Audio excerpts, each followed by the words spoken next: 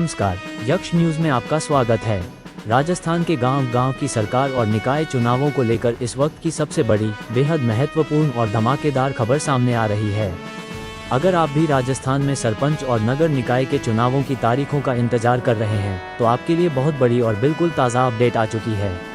Rajasthan high court की नई deadline सामने आने के बाद अब सूबे की भजनलाल सरकार ने भी चुनावी मैदान में उतरने का पूरी तरह से मन बना लिया है और सरकार के सबसे सीनियर मंत्रियों में से एक का बड़ा आधिकारिक बयान जारी हो गया है।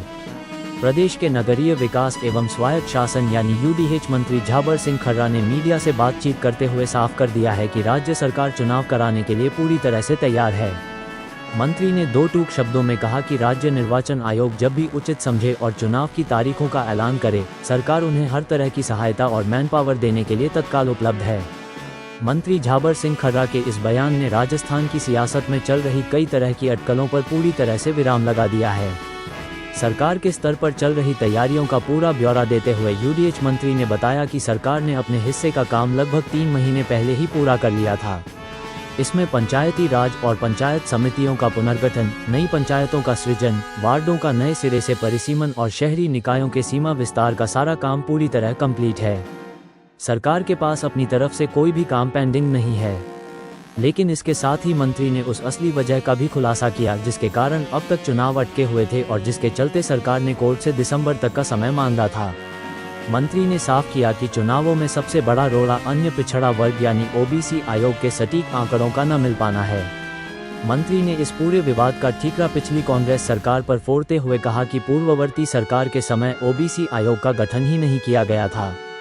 जब भाजपा सरकार सत्ता में आए तो तुरंत आयोग का गठन किया गया, लेकिन उस समय सरकारी कर्मचारियों की ड्यूटी दूसरे जरूरी प्रशासनिक कामों और जनगणना के कार्य में लगी होने के कारण मैन पावर की भारी कमी हो गई। इसी वजह से पिछड़ा वर्ग आयोग को जिलों से ओबीसी जनसंख्या के सटीक और प्रामाणिक आंकड़े मिलने में दिक्कत आ रही है।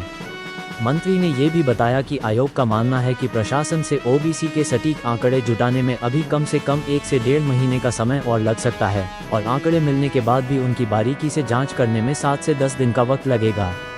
इसके बाद ही आगे का कोई फैसला हो पाएगा। इस पूरे मामले पर विपक्ष को घेरते हुए यूडीएच मंत्री ने एक बेहद चौंकाने वाला खुलासा किया।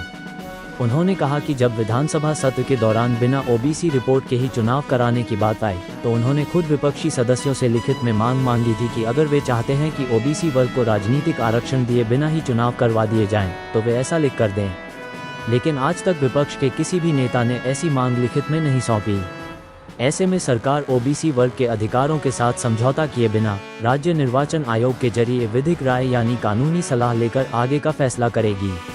आपको याद दिला दें कि राजस्थान हाई कोर्ट की डबल बेंच ने हाल ही में 22 मई को राज्य सरकार की दिसंबर तक चुनाव टालने की अर्जी को खारिज करते हुए आगामी 31 जुलाई तक चुनाव संपन्न कराने के कड़े निर्देश दिए हैं।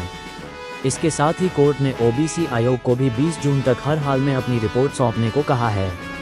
अब हाई कोर्ट की इस सख्त डेडलाइन और यूडीएच मंत्री झाबर सिंह खर्रा के इस ताज़ा बयान के बाद राज्य निर्वाचन आयोग पर पूरी जिम्मेदारी आ गई है। उम्मीद जताई जा रही है कि विधिक राय लेने के बाद अगले कुछ ही दिनों में चुनाव का पूरा खाका तैयार हो जाएगा।